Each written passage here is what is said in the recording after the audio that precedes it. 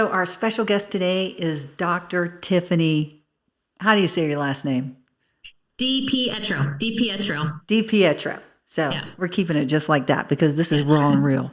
So I met Tiffany years ago. We did the I Believe. She spoke, and I was fascinated by the lack of knowledge I had for my own body. And a month later, 1 month later, after she spoke and clued me in on heart health and, to know my numbers, my blood pressure, my cholesterol, which I did not know, I had a heart attack. And this woman saved my life. And she has no idea that she did. But you did. You saved my life because you educated me on the signs. And I want to talk about that because so many women, I think you told me these stats that 80% of this could be avoided if we just recognize the signs of a heart attack for women. Yeah, I mean, 80% of heart attacks or bad, what we call coronary artery disease, which is the disease of the arteries of the heart, can be prevented if you kind of, going back to what you said, you know your numbers. And what we say when we say that, what we mean is knowing your blood pressure, knowing your blood sugar, knowing your cholesterol. So I tell patients they should know those numbers like they know their shoe size. Because if you work on those numbers and you make sure you're not diabetic and make sure you don't have high blood pressure and make sure you don't have high cholesterol, these are all things that lead to coronary disease in the vast majority of patients. Your case, and I'll let you talk about, is a little bit different because you had not really that type of heart attack. But so you're not part of the 80%, I guess you're the weirdo. But in the vast majority of people, in the vast majority of people, this is all preventable. So my entire practice, although I take care of people that have disease already or have arrhythmias or valvular problems, the vast majority of my practice focuses on the prevention of coronary artery disease. So you'd think as a cardiologist, I like fixing things, but I'd much rather prevent them from ever occurring to begin with. Yes, because people get very sad and freaked out when they're in the emergency room. So I was in SoulCycle, drinking a lot of Red Bull, and had a heart attack. Because Tiffany spoke, I recognized the signs. I decided not to get off my bike because I didn't want to disturb the class. So I stayed until the last song played. Then I thought, clip out of your bike, Sandy, so you don't break your ankle if you fall over. Who thinks like that? Women, right? So then I walk out. Yeah, and I walk out and I think, I'm not going to be seen calling an Uber in Beverly Hills. So I called calling an ambulance. So I called an Uber. And that is not what you should do, by the way, people. Ever. Don't ever do what Sandy did. Ever. Ever. And isn't that why more women have heart attacks or die from heart attacks? Women tend to ignore their symptoms a lot more than men. And I love my male patients, but they're all big babies and they come in with like the tiniest little pain and they think they're dying. And women, they could be dying in front of you. Like, I'm fine. I got to go pick up my kids from school. I'm fine. So women a lot of times don't pick up on their symptoms. They attribute their symptoms to something else. Then we have doctors, unfortunately, especially male physicians who do that also. Oh, it's just anxiety. You're just stressed out.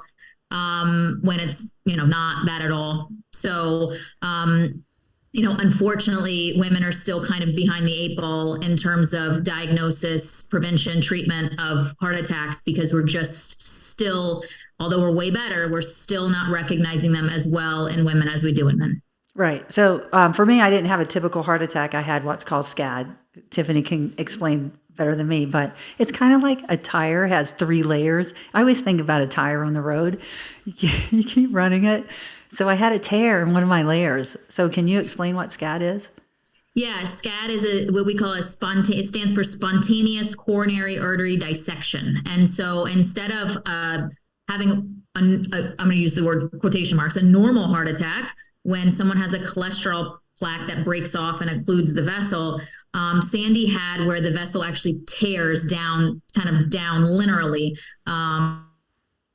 And that causes a flap, and then that causes the same symptoms as a classic heart attack. So, I guess it's grouped under the umbrella of a heart attack, but it's not like a traditional heart attack the way we think of them. And you were lucky in the sense that your SCAD happened kind of distally down on a tree. If you think of the trunk of a tree being very important and then the branches being a little less important, hers happened kind of one of the branches. So it wasn't as bad as what it probably could have been. But I tell you, it hurt. And it was freaky. And Tiffany taught me this. If you think you're having a heart attack, walk in the emergency room, put your hands over your heart and say, I'm having a heart attack, because they turn a lot of women away because they think it's anxiety, right? That's right. That's right. So my rule is with my residents when I teach them, or any of my patients, if you have pain from your neck to your belly button, it's a heart attack until proven otherwise. See, I'm a good student. I listened when you were You're a speaking. very good student. Yes, surprisingly. I paid attention, and I even learned the Kiki dance. Tiffany taught me outside of a restaurant. Speaking of which, you got to look at her Instagram. What's your Instagram handle? Dr. Tiffany Di Pietro, my name. Yes. Okay. Yeah. She makes the best videos. Can we just talk about when people come in your office and they have to pee in the cup? What happens? What happens with that? So, when I know a lot of doctors are on Instagram, and I try and make mine semi-educational and kind of semi-funny because it's kind of my downtime. And so I try and find a funny reel that's kind of trending, but that I can make about what's happening in my office. So there was like a rap song, I don't even know the name, from like a long time ago, like, do you like it on the floor? Do you like it on the chair? And so I was looking at Karina, I go, oh my God, the urine cup. So I also do primary care, like concierge primary care, and our patients, God love them, but they'll walk out like with their urine cup in their hand. Like, where do you want me to put it? And it's like sloshing around the office. Loud, do you want it on the floor? Do you want it on the chair? Do you want it over here? Do you want it down there? Dripping all over the we cup. did this video. So I'm walking around my office with a cup, and then I'm standing outside. Like, do you want it out here? Do you want the cup out here? Yeah. So we try and make it kind of funny. It's so funny. And you're a mom, you're a wife, you're an entrepreneur. And as I was in a studio in New York City, I saw you on television. So you, represent a lot of supplements. And what would you recommend for people? Or do you see, is it patient by patient, or is there a general? Because I need some supplements in my life. But you might not. So I might not. Supplements. So I'm kind of like the medical liaison advisor, however you want to call it, for a company called Cunol. And Cunol is really known for turmeric is one of their very big supplements, and CoQ10, which when patients are on cholesterol medications, in particular medications known as statins, and a large subset of people that can deplete CoQ10 levels in the body. And so I help Cunol with their company because it is a supplement that I do recommend a lot to patients. They have a magnesium supplement, a few other things, blood pressure supplement. At the end of the day, I wouldn't put my name behind something that I didn't recommend anyway. But supplements generally are very patient specific. And you actually have to be careful with them too, because there can be interactions between supplements and prescription medications. And so a lot of times when patients come in and we say, hey, what medicines are you taking? They leave out their supplements, and that's problematic because the supplements are actually very important. So easy example, if someone's bones are kind of brittle, which we call osteopenia, those patients need to be on calcium and vitamin D. We check vitamin D levels. If it's low, patients should be on vitamin D. Vitamin C is good. Zinc is good as well for stopping, or I shouldn't say stopping, but decreasing viral replication. So patients that take zinc every day typically have less viral infections than people that don't. But it really is patient specific. If someone generally, it's a general conversation, if someone generally has a very good diet, they eat lots of fruits and vegetables and salmon and maybe chicken, and they eat very good whole grains, they typically don't need supplements. So it kind of depends on what prescription medications they're on, if they have any actual deficiencies, or what the patient's kind of looking for. So as an example, I take something called also NMN, which is nicotinamide mononucleotide. Oh, wow. And it's I actually could never a supplement pronounce that. It's a supplement that helps with anti-aging from the inside out, like from a DNA standpoint. So that's the only supplement that I take because it's the only one I need personally. I do take turmeric when I kind of feel bloated, or if I hurt something and I feel inflamed, or if my legs or ankles are swelling, then I'll take turmeric because it does help me with that. but it's very patient driven. I want that anti-aging one again. I'm definitely going to take that one. NMN. Yeah, it's really cool. I read a book, and his name is, I can't think of his name right now, but he's a very well-known PhD geneticist, and he spent his life researching anti-aging from a DNA molecular level. And when he was giving mice this NMN, which is really the substrate of DNA, they lived like 25% longer. So there's a lot of kind of newer research on it with like no side effects and no bad side. So I started taking that, and that's really the only one I take. Most people do not need multivitamins. I don't disagree with it, but most people do not need them if they're eating a normal balanced diet. I also like omega-3s. Omega-3s are very good for lowering triglycerides. So I do recommend omega-3s a lot as a cardiologist. So it depends. It's very patient specific. Yeah.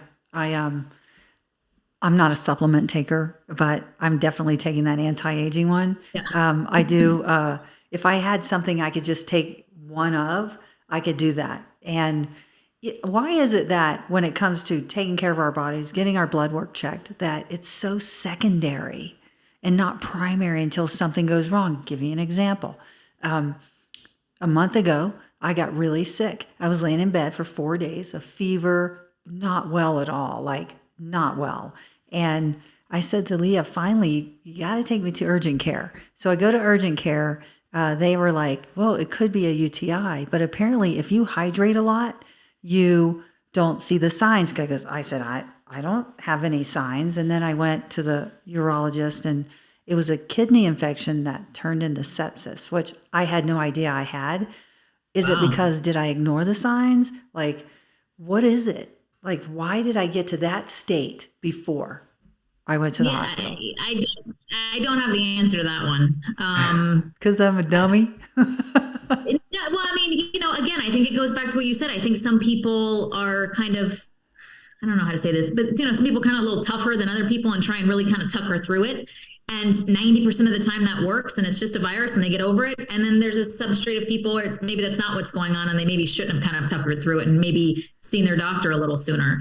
And that's where I think having a really good relationship with your doctor comes in, to where, if something's going on, you're able to get through to them and able to contact them and not waiting on hold or having to go to an urgent care. Because, no one, yourself the best, but the next best person that should know you from a medical standpoint is your primary care doctor. Yeah. Right. You're my primary care doctor. Now, okay. Anyway, you're just like so awesome. I'm so happy I met you because, I'm not in Fort Lauderdale. We're not hanging out, but I used to loathe social media, but through social media, I get to see the joy in your life and your son and your travels. And it makes people happy. Like, it makes me happy that you're so happy. And the next time you come to Colorado skiing, we have to see each other. So we're coming again in December. Oh, you are? Oh, that's awesome. All right. Well, We'll figure it out. And then for sure, I'll be in Fort Lauderdale for the boat show. Nice. What other advice would you give? And are you open to clients for concierge medicine? Oh yeah. I mean, I am open. I'm getting to close to being not open, which is a good place to be. Yeah. But I think my advice is, I think people, you have to like your doctor. You have to like your doctor. You have to trust your doctor. You have to be honest with your doctor. I get a lot of patients that come in as second opinions, honestly, just because they didn't like their doctor. Not that their doctor did anything wrong. I had a consult last week where the patient never saw a doctor, saw a nurse practitioner every single time in a cardiologist office. I have no problem with nurse practitioners. I don't hire them, but I have no problem with them. But at some point, someone needs to see it. They're signing up to see the physician. And truthfully, the nurse practitioner did nothing wrong. Everything was done by the book, but he wasn't happy because nothing was explained to him. Right. Like, why were the tests normal? And so I got all the records and I went through them. Like, this is why this is normal. This is why this is normal. And the guy literally paid me out of pocket just to have me explain to him why everything was normal. And it's sad because a lot of doctors are losing a lot of money and a lot of patients just because they're interpersonal skills. Right. Interpersonal skills. That's right. And you are so direct. You're such a badass. And I love that about you. You do take the time, even to make the videos, which I really love. So I got to tell you, I don't have enough time for that. And I see some of my colleagues that like always have videos, and I do not know how they do it. I don't know how I don't know how they have the time to do it. I don't. I know. Well, you're busy, you know, you do a lot of work at the hospital. Like the videos you do make, they make me smile. So don't stop. Thank you. Anyway, I want to say thank you to Dr. Tiffany. We're going to make sure everyone has your information. I really appreciate you. And now I need to learn a new dance move. So the next time I see you, teach me a new one. We'll do that. And we'll do it on Instagram together, side by side. Yeah. Don't hang up. Okay. Don't hang up. Okay. Okay. Thanks, everyone. Nothing's gonna hold me